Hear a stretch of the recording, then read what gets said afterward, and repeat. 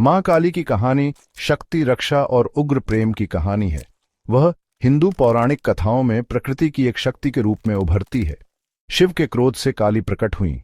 उसने हर राक्षस का वध किया। इस जीत ने उन्हें एक रक्षक के रूप में स्थापित किया।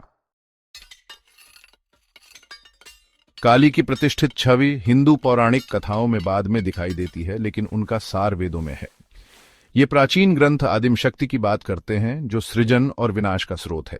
यह ऊर्जा, जीवन और मृत्यु के चक्र का प्रतिनिधित्व करती है।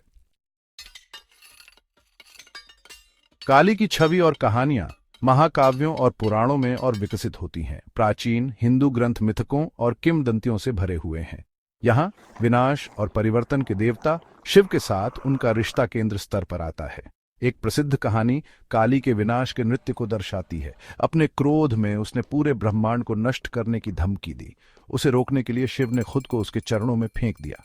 अपने क्रोध में खोई काली ने ध्यान नहीं दिया और तब तक नाचती रही जब तक उसे एहसास नहीं हुआ कि वह अपने प्रिय पर खड़ी है।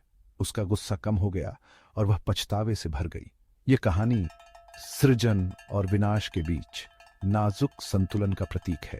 शिव विनाश का प्रतिनिधित्व करते हैं, जो नई शुरुआत के लिए आवश्यक है, जबकि काली समय और परिवर्तन की शक्ति का प्रतीक है। साथ में वे ब्रह्मांड के चक्रीय स्वभाव का प्रतिनिधित्व करते हैं, जहां अंत नई शुरुआत का मार्ग प्रशस्त करते हैं। काली की छवि और कहानियां महाकाव्यों और पुराणों में और विकसित होती हैं।